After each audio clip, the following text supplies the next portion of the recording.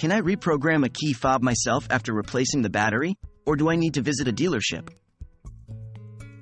Hello, everyone. In today's video, we'll be tackling a question that many of you have asked.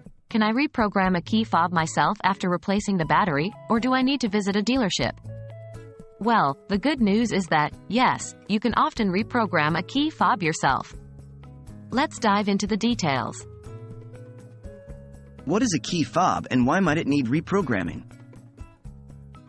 A key fob is a small, handy device that allows you to remotely control various functions of your car, like locking and unlocking doors or starting the engine. When you replace the battery in your key fob, it sometimes loses its connection to the vehicle, requiring reprogramming. However, the need for reprogramming can vary depending on the make and model of your car. Can all key fobs be reprogrammed at home? Most key fobs can be reprogrammed at home using a specific sequence of steps.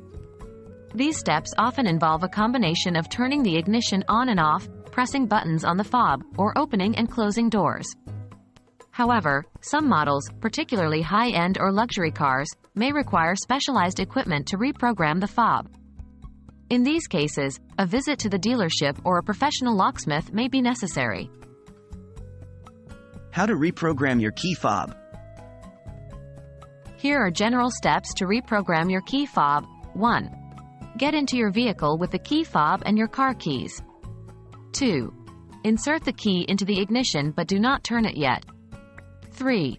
Press and hold down the unlock button on the door panel. Continue holding down the button. 4. While holding down the unlock button, turn the ignition to the on position, then back to the off position. Repeat this step twice. 5. Release the unlock button. At this point, the car doors should lock and unlock, signaling that the vehicle has entered programming mode. 6. Press the lock and unlock buttons on your key fob simultaneously. Hold for 15 seconds. 7. The car should respond by locking and unlocking the doors one more time.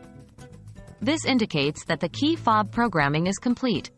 Remember, these steps are quite general and may not work for all vehicle models. Be sure to consult your car's owner manual for the exact reprogramming steps.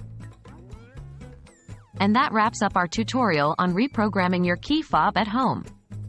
So, while it's usually possible to do this task yourself, remember to always check your vehicle's manual for the most accurate information. Hopefully, you found this guide helpful. Stay tuned for more DIY car maintenance tips.